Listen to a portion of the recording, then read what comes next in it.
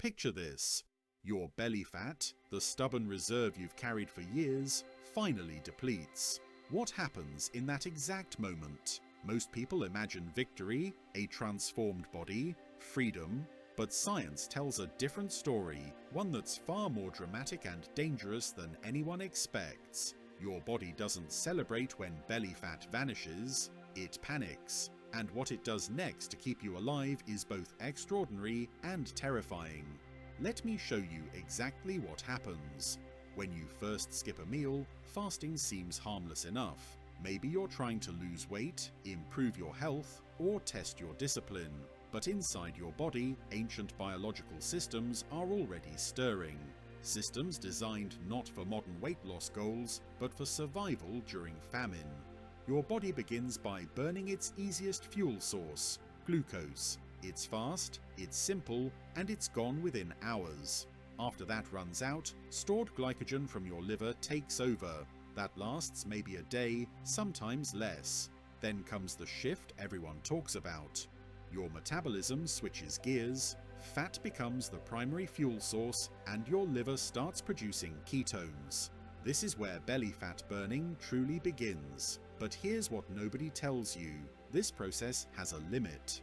And when you approach that limit, your body transforms from a fat-burning machine into something else entirely.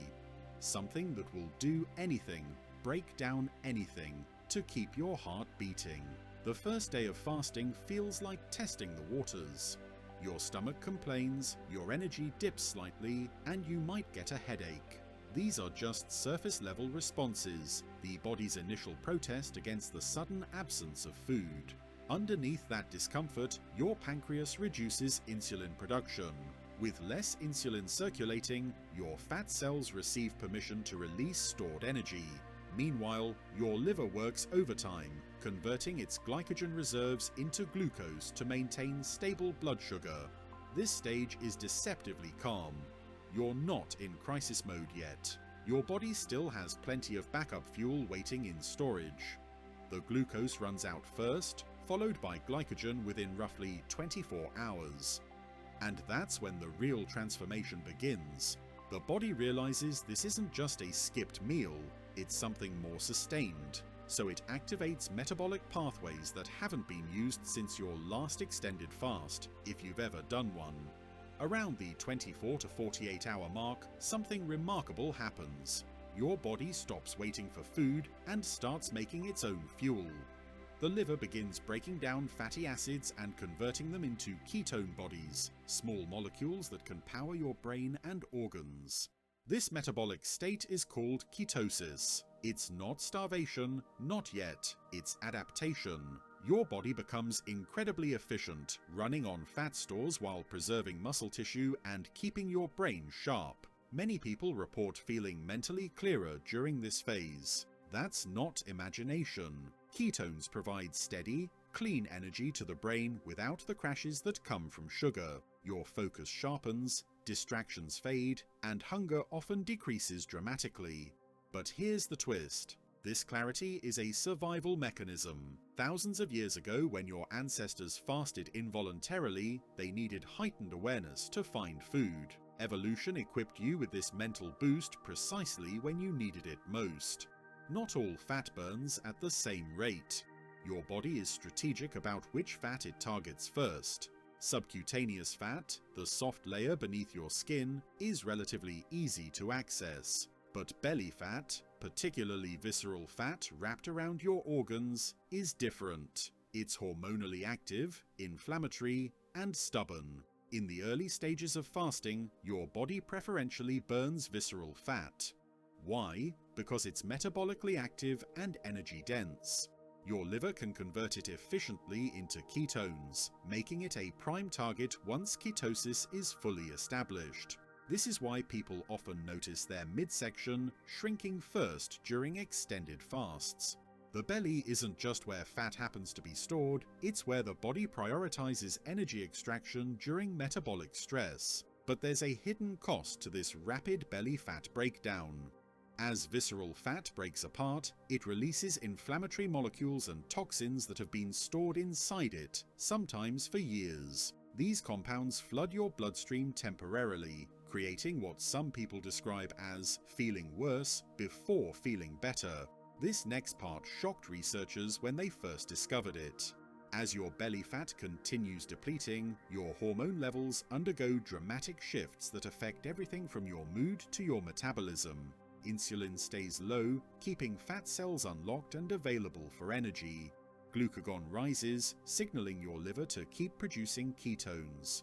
But then growth hormone spikes, sometimes increasing 5-fold compared to normal levels. Growth hormone isn't about building muscle here, it's about protection. Your body is desperately trying to preserve lean tissue, your muscles, organs, and structural proteins, while continuing to burn fat for fuel.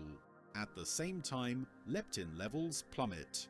Leptin is the hormone that tells your brain you're full and satisfied. When fat stores shrink, leptin drops, and your brain interprets this as an emergency. Even if you don't feel hungry, your brain is monitoring your reserves closely, preparing for potential starvation. This hormonal chess game determines how long your body can safely continue burning belly fat. And it sets the stage for what happens when those reserves run dangerously low. Around the 3rd or 4th day of fasting, something paradoxical occurs. Hunger often vanishes completely. You're not forcing yourself to avoid food anymore, you genuinely don't crave it. This isn't willpower, it's biology. Ketones stabilize your brain's energy supply, eliminating the blood sugar rollercoaster that normally drives cravings. Your digestive system slows dramatically, diverting energy away from digestion and toward essential maintenance and repair. Your mental state shifts too. Many people describe feeling light, focused, almost euphoric. Your senses sharpen, colors seem brighter, sounds clearer, thoughts more organized. This is your nervous system adapting to scarcity by optimizing every function. But don't mistake this clarity for safety. What feels like peak performance is actually your body operating in emergency mode, a state it was designed to maintain temporarily, not indefinitely. As fasting continues beyond several days, the body reaches a critical decision point. If belly fat is still available in sufficient quantities, it continues the current strategy, burning fat, producing ketones, preserving muscle. But if fat reserves begin running low, the body's priorities shift dramatically. It starts conserving energy aggressively, reducing non-essential processes to stretch remaining fuel as long as possible. Your thyroid hormone production may decrease, slowing your metabolism. Your body temperature drops slightly as heat production becomes a luxury you can't afford. Even your heartbeat may slow to conserve energy. These aren't malfunctions. They're precision survival responses, your body calculating exactly how much energy it can spare while keeping vital organs functioning. And this is where things start getting dangerous. Here's what nobody talks about. There's a threshold, a point where your body realizes belly fat is nearly depleted. When that moment arrives, everything changes. The body stops playing defense and switches to offense, targeting any remaining fuel source, regardless of consequences. Muscle protein becomes the next target. Your body begins breaking down amino acids from muscle tissue, converting them into glucose for your brain. This process is called gluconeogenesis, and it's a last resort mechanism. At first, the muscle loss is minimal, strategic. The body takes only what it absolutely needs, but as fat continues disappearing, the rate accelerates. Lean tissue starts breaking down faster, compromising strength, immune function, and organ integrity. This is the line between beneficial fasting and dangerous starvation, and most people don't realize when they've crossed it until the damage is already done. Before we go further, I need to know something.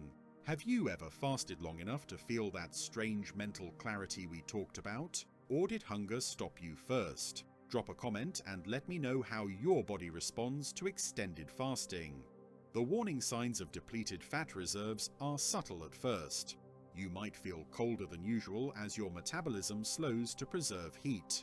Your energy becomes unpredictable, swinging between hyperfocus and sudden fatigue. Sleep patterns often shift. Some people sleep less, their nervous system on high alert. Others sleep more as the body tries to conserve every possible calorie. Both are survival responses to energy scarcity. Your skin may become dry, your hair might thin slightly. These aren't deficiencies exactly, they're the body deprioritizing non-essential functions like appearance and growth. Every molecule of energy is being redirected to keep your heart, lungs, and brain alive. Psychologically, you might notice changes too. Some people feel detached or emotionally numb. Others become hyper-focused on food, even if they're not physically hungry. These are your brain's way of signaling that something is wrong, that the fast has gone too far. Not everyone reaches the critical stage at the same pace. Genetics, body composition, activity level, stress, and even sleep quality all influence how quickly your fat reserves deplete. Someone with higher initial body fat can safely fast longer than someone lean. Athletes with more muscle mass face different challenges than sedentary individuals. Women's hormones respond differently than men's, particularly during different phases of the menstrual cycle. Age matters too. Younger people often have more metabolic flexibility, switching between fuel sources more efficiently. Older adults may struggle with prolonged fasting as their bodies become less adaptable. These variations aren't weaknesses. They're reflections of your unique biology. And understanding your personal limits is crucial to fasting safely. Once belly fat reserves approach critical levels, the body activates its final emergency protocols. Your liver becomes a biochemical genius, extracting energy from whatever remains, amino acids, tiny amounts of fat, even recycling ketone fragments. Your brain enters ultra-efficiency mode. Neural pathways fire only when absolutely necessary, reducing energy expenditure to an absolute minimum. Mentally, you might feel strangely calm or oddly disconnected.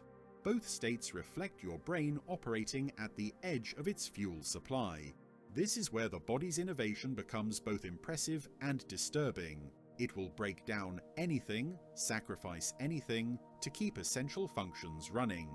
Muscle tissue, organ proteins, even components of your immune system become potential fuel sources.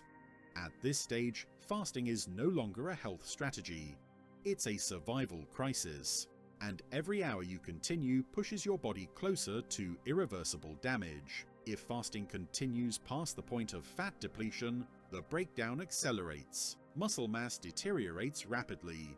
Immune function collapses, leaving you vulnerable to infections.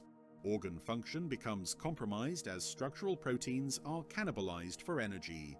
Electrolyte imbalances develop, affecting heart rhythm and nerve signaling. Your heartbeat may become irregular, your coordination impaired. Even basic cognitive functions start failing as your brain runs out of reliable fuel. The science is unambiguous here. Fasting is beneficial only when you have adequate fat reserves to sustain it. Once those reserves vanish, the body enters a state that evolution never intended to be sustainable. This isn't about willpower or discipline anymore. It's about biology reaching its absolute limits. The moment your belly fat truly runs out is not a victory. It's a biological red alert, the point where your body's emergency systems activate in full force. Everything non-essential shuts down. Everything essential is protected at any cost. Very few people have experienced this moment. Those who have described it as a profound shift, not just physically, but mentally and emotionally. The body and mind both recognize that survival is no longer guaranteed. This is the edge of human metabolism, where adaptation meets desperation. And it's a line that should never be crossed without medical supervision. So what does science actually say about fasting until belly fat runs out? The answer is clear. The benefits of fasting exist only within a specific window, when you have sufficient fat reserves to support the process safely. Extended fasting can improve insulin sensitivity, trigger cellular repair through autophagy, enhance mental clarity, and promote fat loss. These benefits are real and well documented, but they depend entirely on having enough stored energy to sustain them.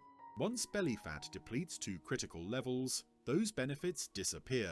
What remains is a body in crisis, breaking itself down to survive. The key to healthy fasting isn't pushing limits, it's understanding them. Your body is an extraordinary biological machine, capable of adapting to scarcity in ways that protected human survival for millennia. But that doesn't mean you should test those limits without careful consideration and proper knowledge. If this video helped you understand what really happens when fasting reaches its extreme, hit the like button and subscribe for more science-based breakdowns. Share this with someone who's curious about fasting and wants to understand their body on a deeper level.